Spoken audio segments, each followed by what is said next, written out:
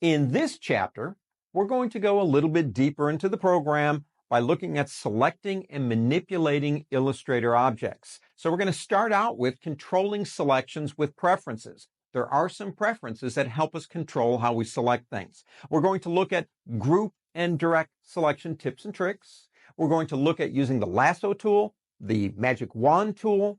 We're going to look at selecting things via attributes, like, for example, select all the objects that have a 1-pixel stroke. You can do that. We're going to work in isolation mode, taking a complicated grouped together object and actually working on an individual piece without breaking it out of the group. We're going to talk about some tricks and tips on resizing, object rotation using smart guides. We're going to work with distort tools, and we'll finish it up with a creative use of duplicate options. As they say, all that and more in this chapter. Let's go. This chapter is all about selection. I think that's kind of an important skill when you think about it. If you've ever taken my classes on Photoshop, you know how I feel about selection when it comes to Photoshop. I think it's one of the most important skills you will ever develop in that program. You have to be able to select. Now, selection in a vector program, we call it object-oriented, is obviously different because you're dealing with vector objects. It's easier to select them, but still there are some tricks here I think we can play around with. Now, in this first lesson, what we're going to do is discuss just this one right here. That is your basic, vanilla, click it and you got it selection tool.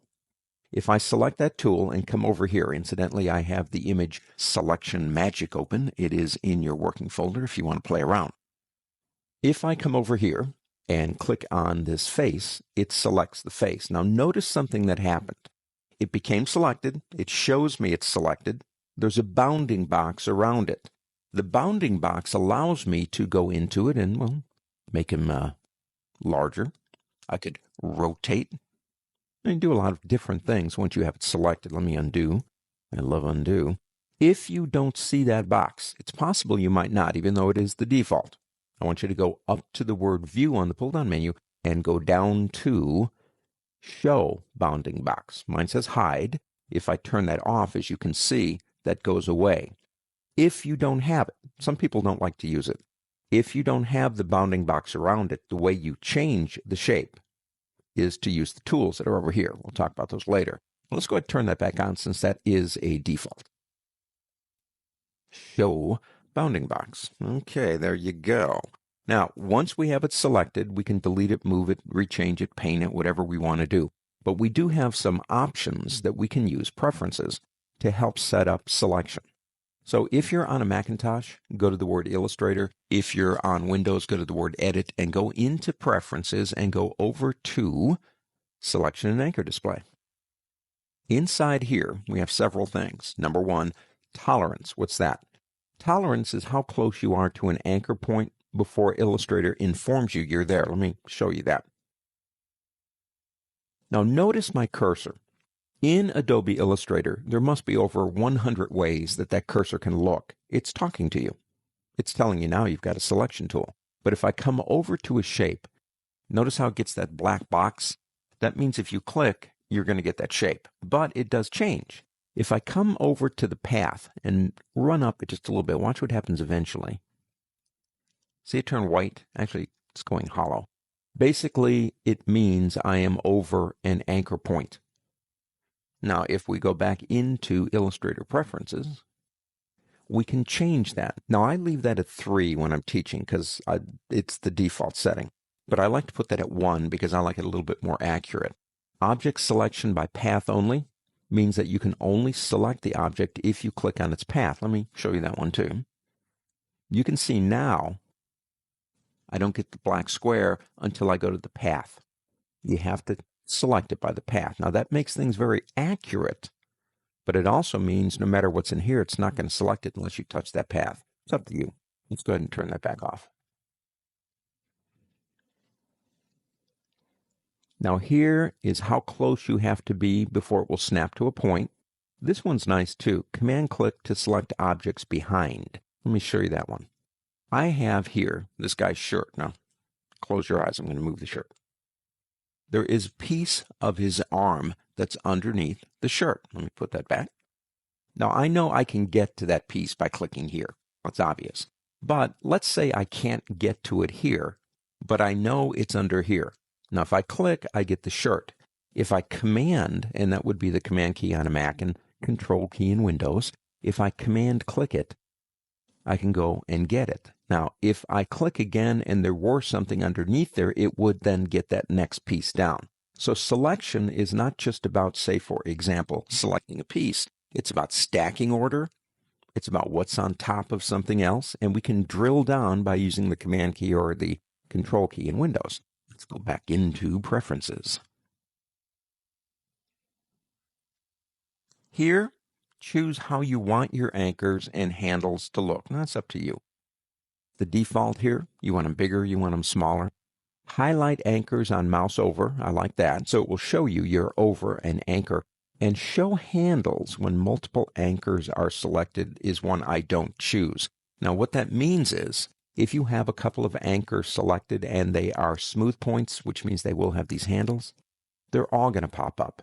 If you have a complicated shape, well, that could get kind of confusing when you think about it. So basically, selection is the ability to choose an object or objects. Let me do that too. Let's get out of here. Obviously, if I want to choose more than one thing, click on one and hold the Shift key down and click on another. Keep that up all day long. And then move or rearrange both at the same time. Now, in the next lesson, we're going to talk about grouping and things like that. But selection is just, well, it's a basic skill. It's pretty simple up front, but it can get more complicated as your objects and your drawings get more complicated too. Tell you what, go into your working folder and open up directgroupselection.ai. Ain't they cute? They're both playing with mice. Wind up mouse and a mouse. Anyway, we're going to talk about the next two tools over here. Incidentally, we have a regular selection tool. We have a direct and group selection tool. We have a magic wand, and we have a lasso selection tool. We will cover all those in this chapter. Well, let's start this way. Let's pick up our regular selection tool just for a second.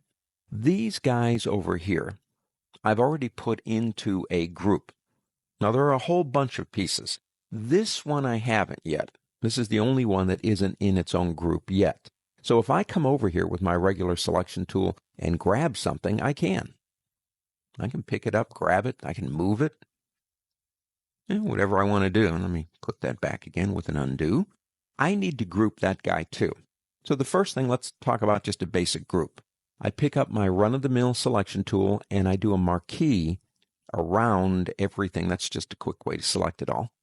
And it's all selected. I go up to the word object on the pull-down menu and go down to group or use control, and that's control in Windows, command on a Mac, G as in group. Okay, these guys are now in a group, which means if I use my regular selection tool on them, it selects the entire group. Now, even though they're made up of about a dozen or so pieces, that means I can control, do anything I want to the group. Now, he's a bigger cat. Let me bring him back down again. Grouping allows me to temporarily put things together because anytime I want to, I can select a group, go back to the word object and say ungroup or Shift Control, that's Shift Control Windows or Shift Command on a Mac G, and ungroup them. So we can group and we can ungroup these guys. Now we can group inside of groups, but let's talk about these two tools right here. Let's go ahead and open this up. We've got a direct selection tool and a group selection tool. Let's do this too because we can. Let's tear it off by clicking here, and so we have them right over here. And you can have as many of these tear-offs as you want for different tools that you're using. What's the group selection tool?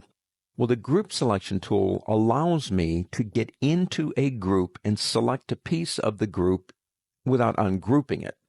So if I pick up that tool, even though we know that this guy right here is a group, I can go in and I can grab and I could say, well, do that if I want to. But if I go back over, look at this. If I come back over and pick up my regular selection tool, which selects groups, that's still part of that group even though I moved it. Let me go ahead and undo that and put it back together again. So this tool allows me the ability to get inside of a group and make changes to something in the group. We'll talk about this one in a second. Let's do this. Let's pick up our regular tool again, and let's select all three of these guys. Now, they're all in groups. Now, let's make a group out of those three groups. That's called a nest. We'll go up to the word object and say group. Let's take our bears right here. That's what I think that is, a bear. And go up to the word object and group those. And the other cat's over here. Let's do the same thing.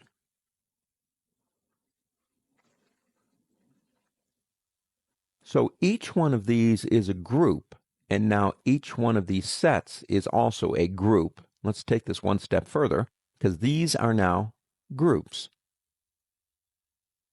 As you can see, let's take this group and group those.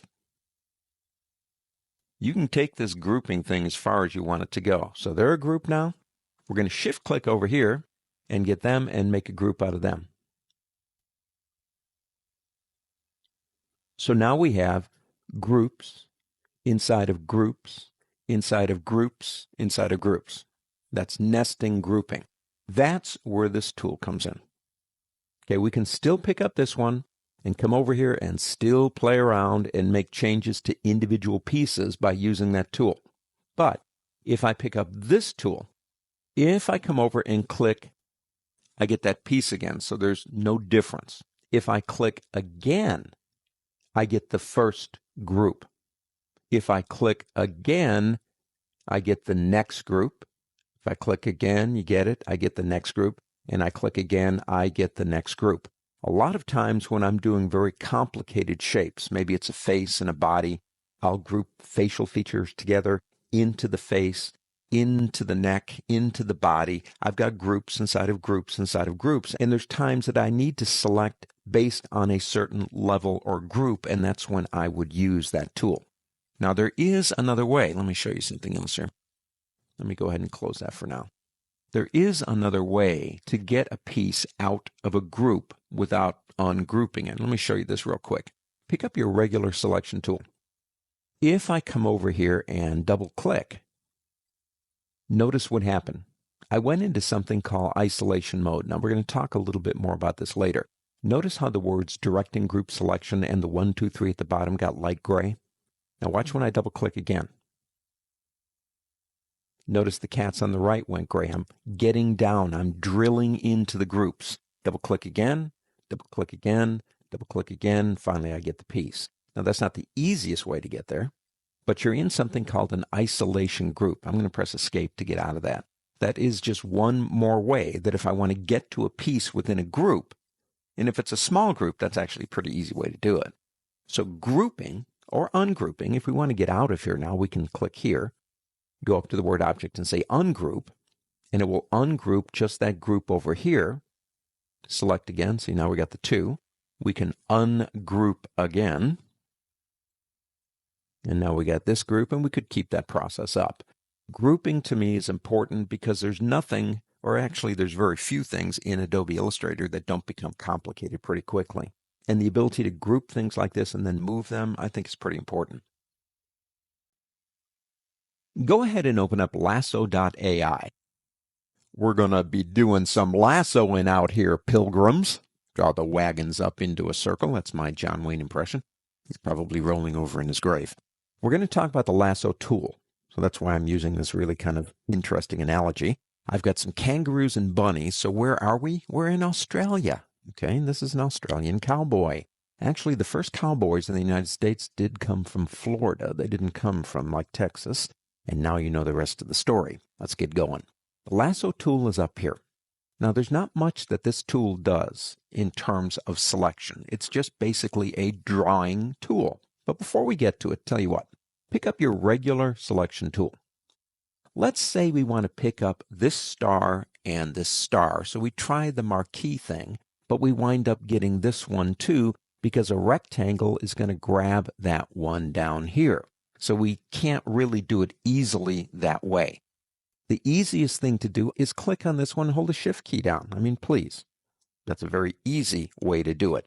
If we decided to use the lasso tool, we could pick it up and we could come over here and thread our way through the passage here.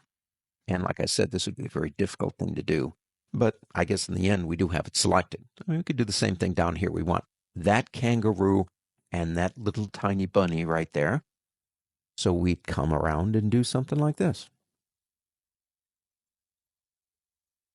In most cases, it's probably easier to make selections using things like our selection tool, maybe the magic wand, selecting by attributes. This one is kind of tedious, but it does have one feature that I really do like. For example, if I come back to this star right here, and I draw a little circle, see, I know there's a point there, right around that end of that star. It literally only selects that one point. Now, I'm getting ahead of myself here in working this way, because we're going to talk about anchor points and stuff like that later. But I could then just move that one single point. Or if I maybe grab a couple of them, I could, move them both, make some kind of really weird looking shooting star. So the lasso tool to me it's got a purpose. The biggest thing I use it for, or the most often I use it, is when I'm selecting and working with individual anchor points and I need to select, say, one or two at a time. And for me, I find it valuable there. Other than that, there are circumstances where it would work, but in most cases, you're probably going to be better off using other selection tools to get entire objects. It's time to talk about the magic of the magical Magic Wand tool. Now, we do have a Magic Wand tool in Adobe Illustrator. If you use Photoshop, I know a lot of you guys probably do. Photoshop has a Magic Wand tool. Its primary function in Adobe Photoshop is to select stuff based on a range or a tolerance of color. Now, we have that option here too, but because we're working in an object-oriented program, we actually have more options. Now, the tool is right over here. Incidentally, I am in the document called magicwand.ai. Here it is right here. Now, here's a trick. Double-click on the tool, and it will open up the Magic Wand panel. Now, you can get it from up here, but why bother? Just double-click.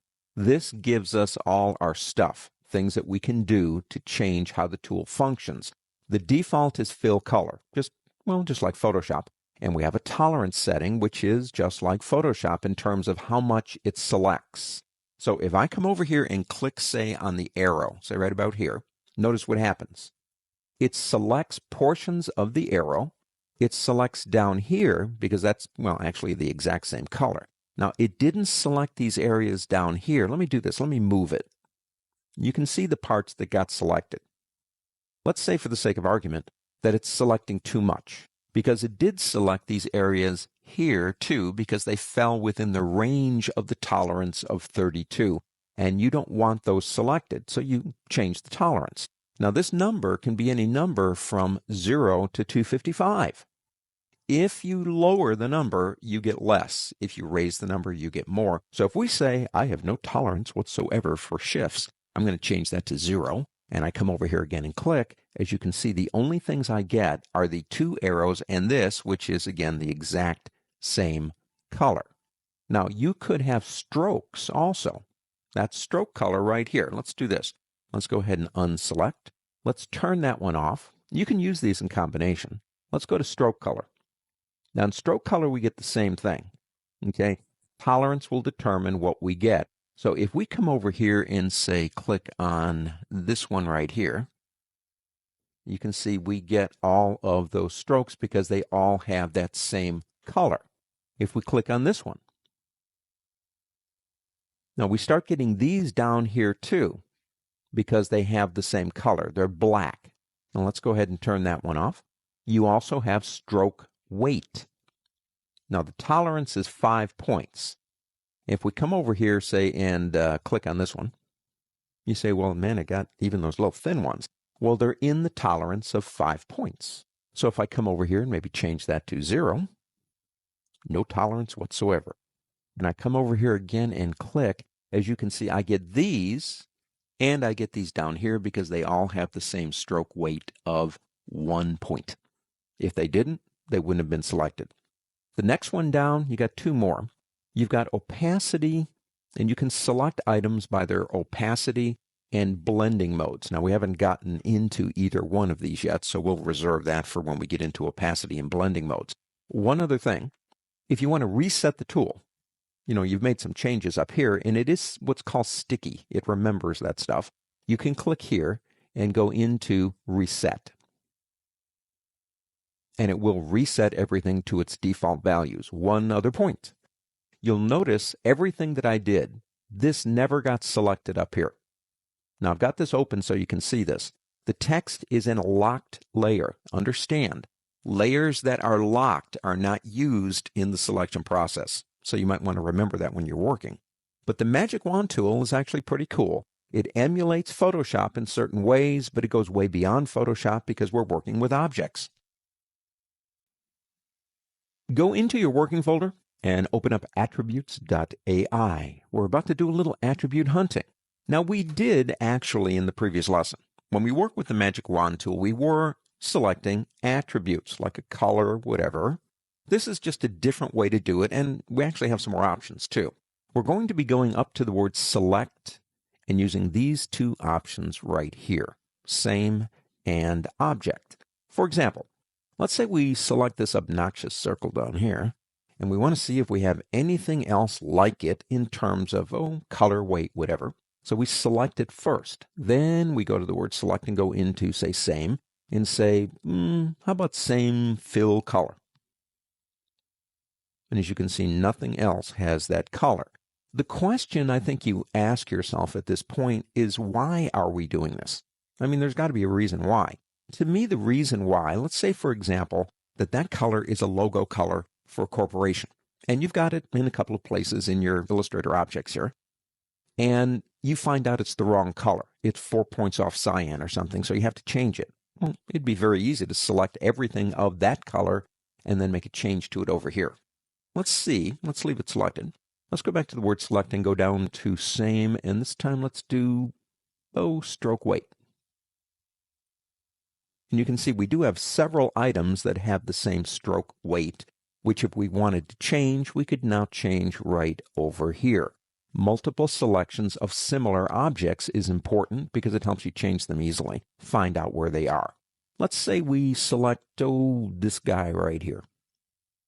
And we go back up again. Now you can see we have all kinds of things under same, appearance, opacity, all kinds of things. Under object, you've got things like all on the same layers. And you can see we have several items that are all on the same layer. And we can then work with them. I mean, there's other ways to find out what's on a layer, but that would be one way. Select one of them and find out what else is on that layer. Let's go ahead and click over here to unselect. Incidentally, I am just using my simple selection tool up here. Let's select this guy right here. Then let's go up to the word select again and go down to same and, let's check for fill and stroke. And you can see in that case, that's the only one that has that unique fill and that unique stroke. Now, one or two of the ones up here that I really do like, I don't have anything selected.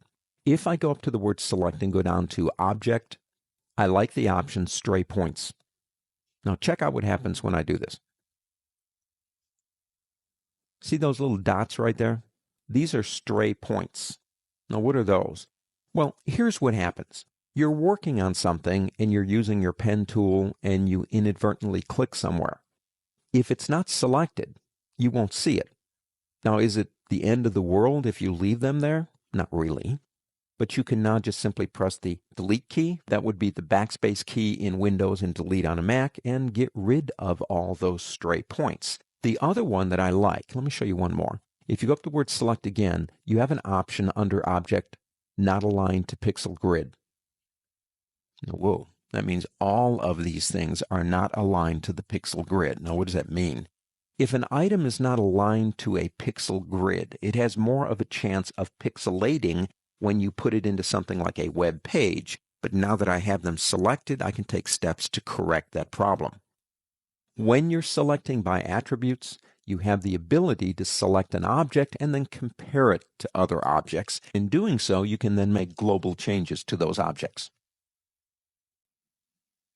In your working folder, you should see, no, you will see, a document called Isolation Mode. If you'd like to play along, hope you do. Why don't you open that one up? Now, we're talking about a feature inside of Adobe Illustrator that's called Isolation Mode. It's a unique way to get to individual pieces within groups that's different than just selecting out. For example, I've got two examples here, this one and this one over here. This one is a whole bunch of groups. It's groups within groups, within groups, within groups, within groups. I could keep on going. There's quite a few groups. These are just 4 stars inside of a group. So they've been grouped together all by themselves. Now we know that I can pick up, for example, my direct selection tool right here, and I can come over here and select one of those stars. I can move it around, I can play with it, do whatever I want. And if I go back to my regular selection tool, basically, there's still a group. Now, isolation mode. Now, I alluded to it in an earlier lesson in this chapter, but let's dig a little deeper here. If I double-click on this set, this group, I go into what's called isolation mode. Now, the screen does gray out. If I come up to one of these now and select it, I can move it,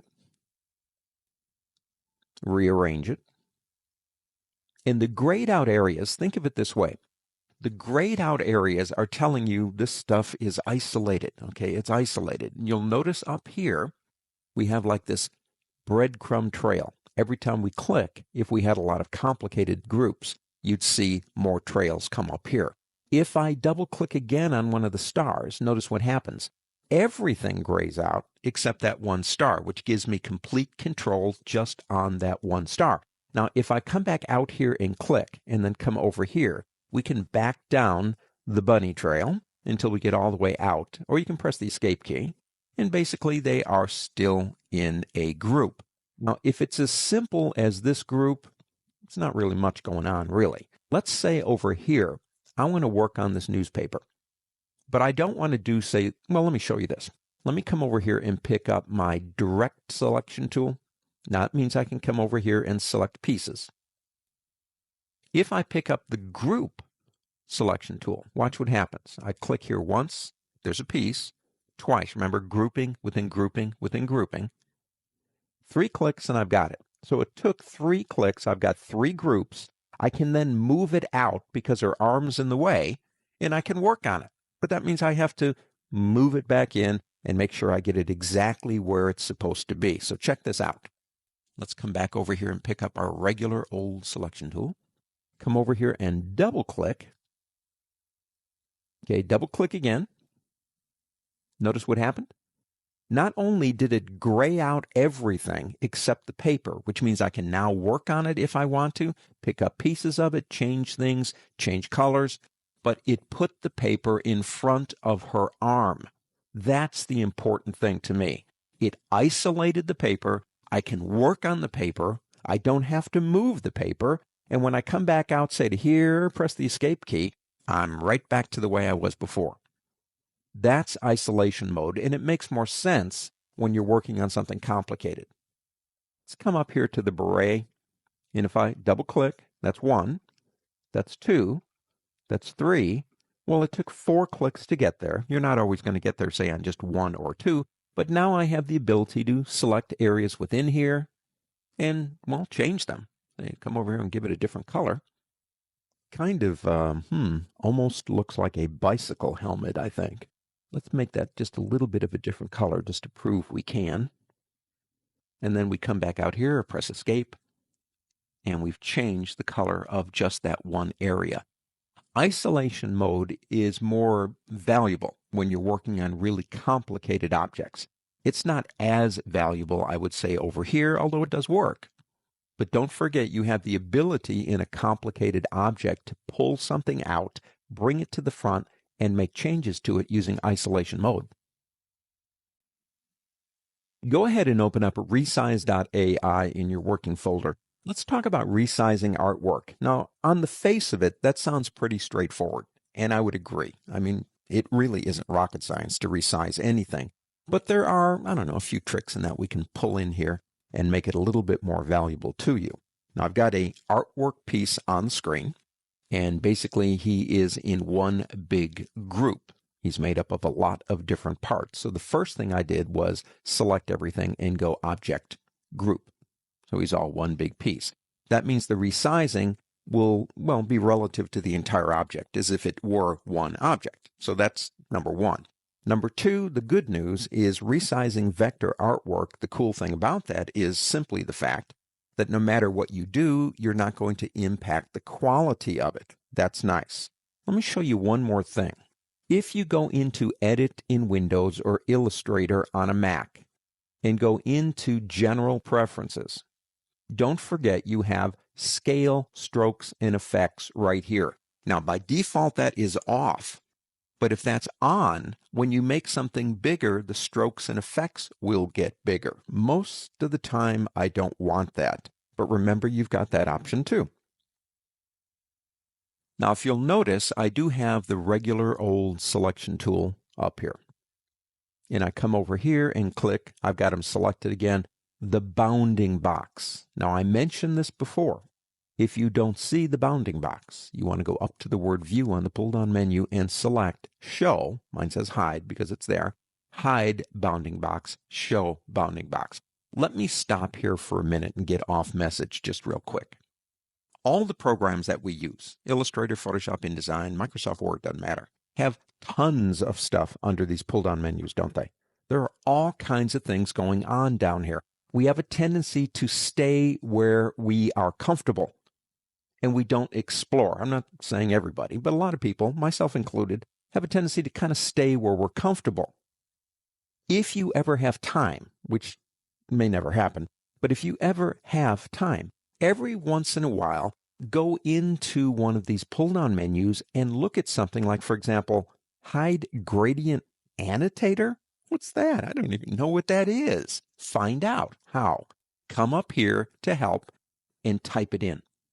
And it will tell you what it is. And it's possible, I'm not saying it's probable, but it's possible. You might say, oh man, I wish I'd known about that one a week ago. It could have really saved me a lot of time. Get to know these programs. Now, back to resizing. If we have the bounding box, which I do like, well, it's very easy. I mean, there's not much you do here. You can go to a corner. I think you know this. I can drag any way I want to this guy because I'm just pulling and dragging. If I hold the Shift key down, I keep in proportion. If I add to that the Alt key, now that's the Option key on a Mac and the Alt key in Windows, you go in and out from center. So the Alt key or Option key and the Shift key in and out from center in proportion. If I let go of the Shift key and still hold the Alt or Option key down, I can do anything I want, but it's still going in and out from center. I find that one valuable when I'm trying to resize artwork within the frame of something else. So I know it's pulling it out, say, well, from the center. And that kind of helps me out when I'm trying to resize something. If we go to a corner, we get a bent arrow. Now, you got to be in a certain distance. But if we go ahead and pull this way, we can rotate. If we hold the Shift key during the rotation, we get 45s and 90s. And so you can rotate it, you can resize it.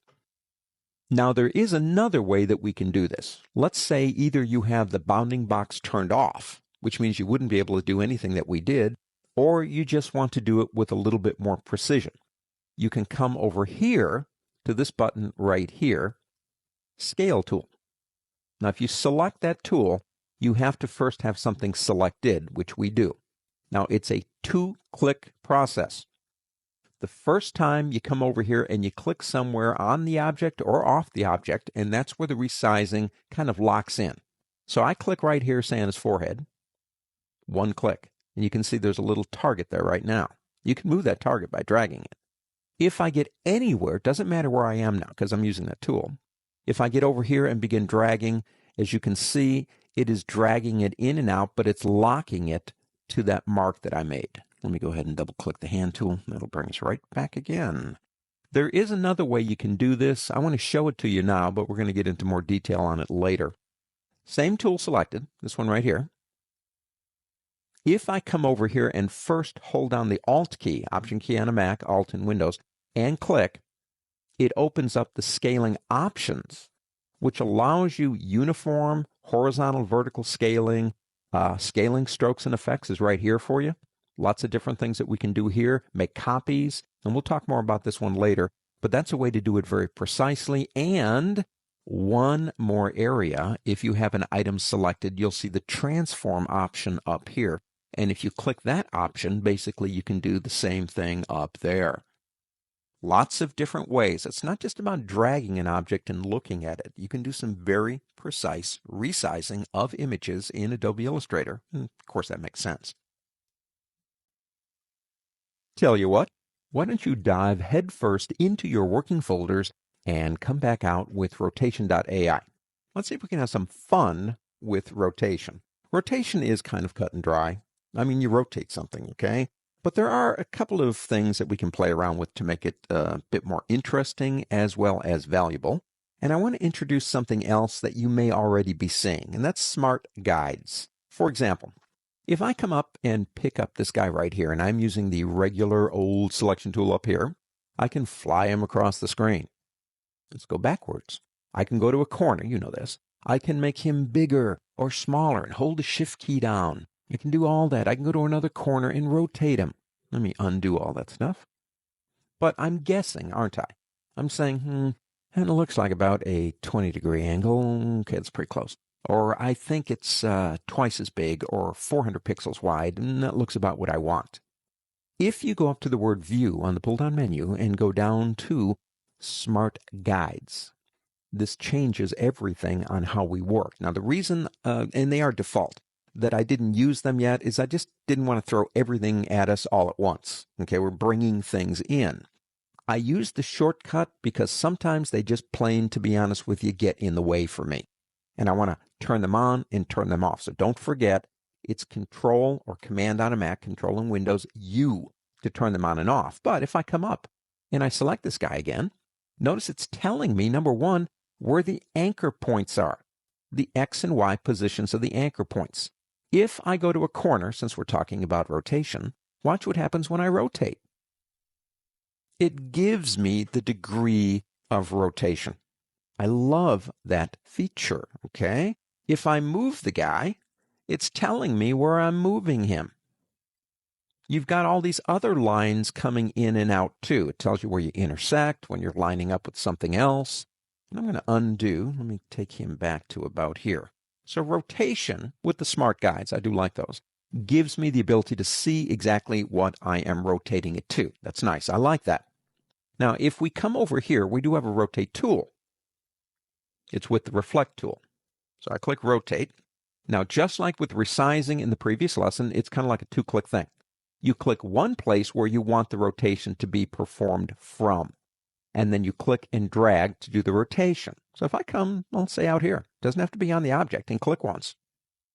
Then, well, get anywhere you want and move, and you can rotate it. Now, here is something else you might want to do. Not here, probably, but if while you're rotating it, you hold down the Alt key, that's the Option key on a Mac and Alt key in Windows, it actually would make a copy for you at that rotational value and leave the original alone.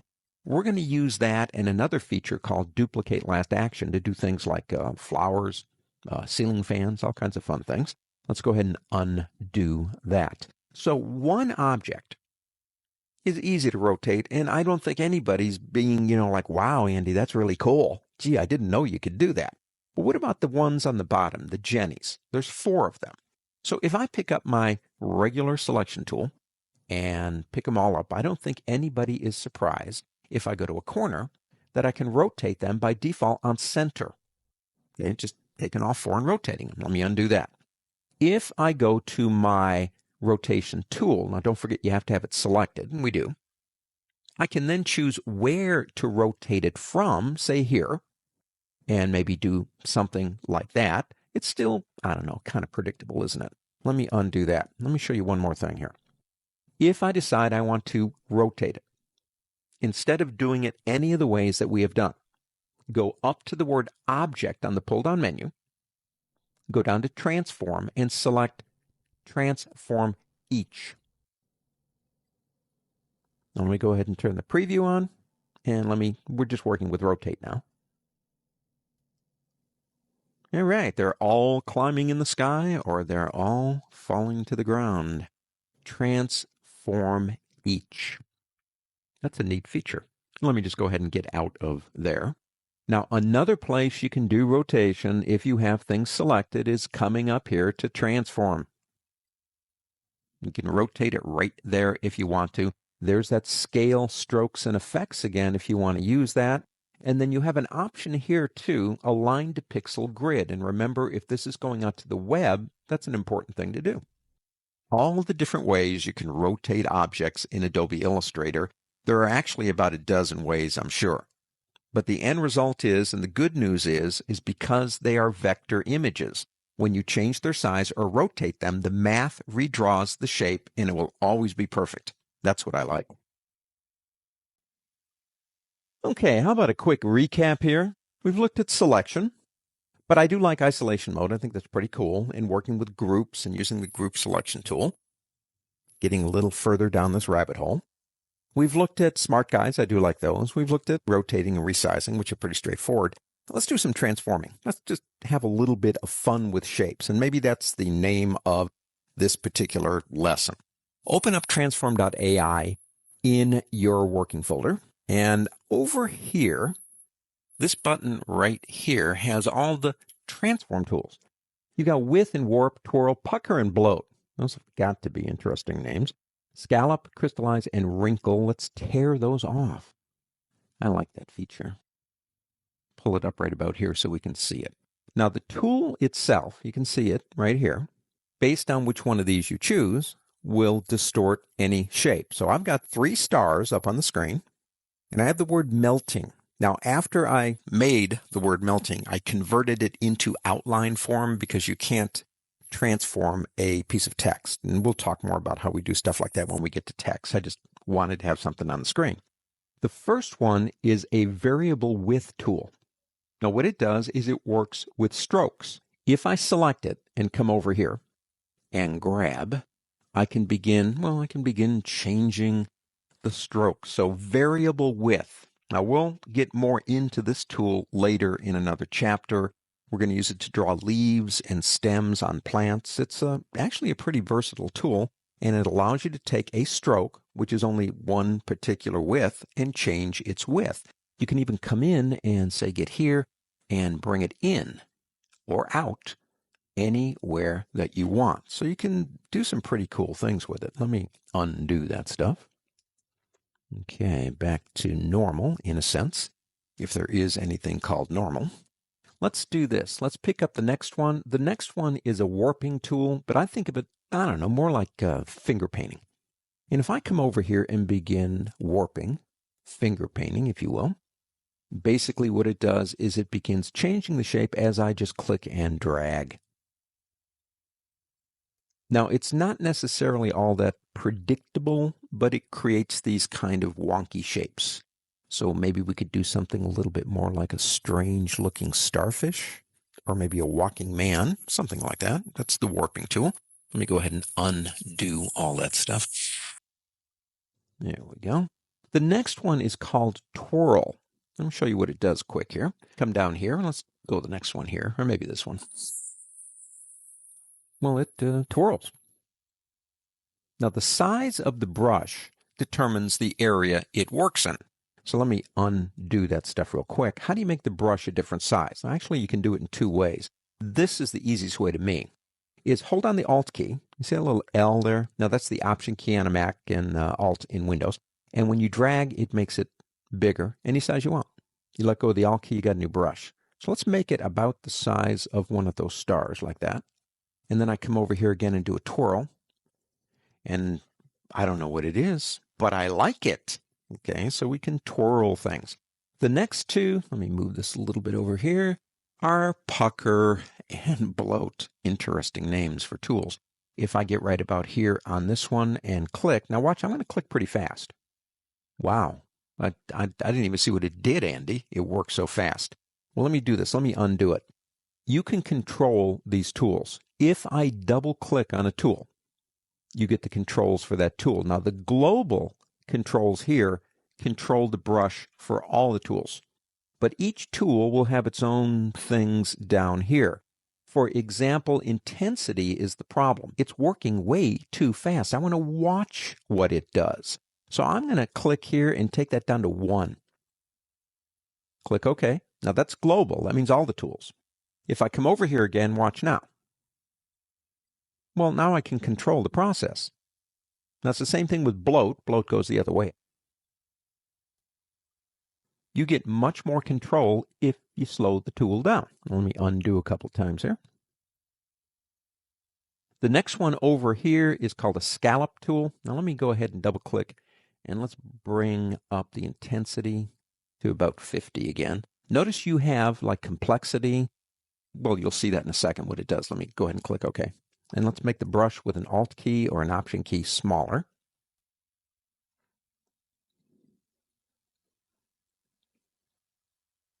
It adds a lot of anchor points in a very random way. You know what that reminds me of? Me when I've had too much coffee. That's the scallop. Again, you can control the amount. Let me double click on that one again. The intensity, the complexity, the details. If that's too much, you can slow it down. It's up to you. Play around with these options. The next one over is called crystallize, and we'll leave everything alone and just come over here and kind of crystallize this one. Again, that looks like me and coffee again. All right, let's undo. I'll leave that one alone. My favorite one, I actually like this one, and I've reserved melting for this one. I'm going to go in here and double click on it. I'm going to take the intensity of the brush up even higher. Okay, I'll leave everything else on normal or on default. Now watch what happens. Let me do this too.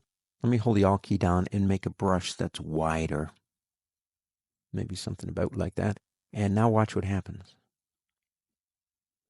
Well, to me, okay, it's called the wrinkle tool. I call it the melting tool. And it's because I use it for stuff like this, like it's melting something. We call this in actually marketing and training education a double impact. One side of your brain processes text and the other side processes images. If you have an image that literally looks like what it's saying, like melting, you'll have a tendency to remember it more. So those are the transform tools. You actually have 8 of them. They work on objects. They have to be objects. Text must be converted if you're going to do that to them. And, well, you can use them in a really creative way. To me, if they help say what you're trying to say, if they help support the message of your artwork, I think they're a lot of fun to work with. But like I said before, they're probably not tools you're going to use every day. Tell you what, let's finish up with, well, let's just have some fun. Let's just do something here. Let's create something. So go to the word File and select New. Now in New, I'm going to use the web default profile. That's 960 by 560. Click OK. It fits so well into my space, doesn't it? What we want to do here is use some of what we have learned and make, like a flower. Just something really simple. But they're kind of fun to do. And if you don't know the techniques we're going to use, it might take you a whole lot longer. So let's do this. Pick up your ellipse tool. It's right here. Now come in here and draw me a really elongated ellipse like that. It's going to be one of the petals in our flower. Okay, now I want to make sure that it does have a stroke, and you can see it does right here. But if it didn't, all you'd have to do is click this button right here, and that would default it to black and white. Black stroke, 1 pixel, white. I don't want white as the fill, though. So I'm going to come up here and pick a color like maybe yellow. Make sure you got the fill selected here. And, sunflowers. Sunflowers are yellow. Now, the next thing is let's rough it up a little bit. I remember a movie when I was a kid. It was called The Day of the Triffids and scared just the heck out of me. And it was about these giant flowers that kind of took over the world, and everybody's running around and they're like eating all these people. And just for some reason, it was a scary movie to me. Now, I'm from Kansas, and Kansas has sunflowers. Sunflowers are taller than me, and they do follow the sun, like they're watching it. And every time I see a big field of these sunflowers, I think, oh my goodness, it's the day of the Triffids again. Let's make a Triffid leaf by doing this. Go up to the word Effect on the pull-down menu, and go down to Distort and Transform, and select Roughen. Let's see what we can do here real quick. I'm going to turn the preview on. And that's a little bit too much. I'm going to change the size to about 1%, and that'll really make it better. And for details, let's try about maybe 5. Maybe something like that, okay? Now we can smooth it, or we can corner it. just like that. Let's leave it at corner and click OK. So there's our first leaf. What I want to do next is, and I'm getting ahead of myself by doing this, but what I want to do next is, and by getting ahead, I mean we haven't gotten here yet in terms of the pen tool. But if you go to the pen tool, there's an option called Convert Anchor Point Tool. If you select it and then you click on the top anchor point, what it's going to do, it's going to straighten it out. And when it straightens it out, it makes it almost look like an upside down or like an elongated teardrop or something. That's going to be our first petal in our sunflower. Okay? So we select it. Now we know if we hold the Alt key down, that's the option on a Mac, and drag, it basically makes a copy. Now I can press Control D, that's Command D on a Mac, Control D in Windows, and make copies. But it's going to do the same thing that I did before. So I'm going to undo that stuff, and I'm going to do this. I'm going to come up here and pick the Rotate tool up. Now what I want you to do for the first click, what it rotates around, is get right at the top of it, right there. Hold the Alt key down, option on a Mac, and click. Now what you need to know is we have to go all the way around. So the number we put in here must be divisible by 360. So 10's pretty easy. Let's do a 10. We want to copy. See what it's doing? Okay, so do a copy. So the last thing we did is rotate something 10 degrees. Now press Control D. Now it will stop and start at the same place because it's divisible into 360. Kind of a weird looking flower, isn't it? Let's do this. Pick up your ellipse tool again. Come in right to the center, right there. Now hold the Alt key, Option key in a Mac, that draws out from center. And draw yourself a little central place like that, maybe. And that's usually on a sunflower very dark. So we could come over here maybe and make it black, I suppose, if we wanted to. Maybe something like that. A simple flower. But if you didn't know the techniques that we used, would have been much more difficult for you to do. Remember Control D, Command D on a Mac, Control D in Windows. Duplicate the last thing you did. That's a pretty cool one to think about. And we'll get more into this kind of stuff later too.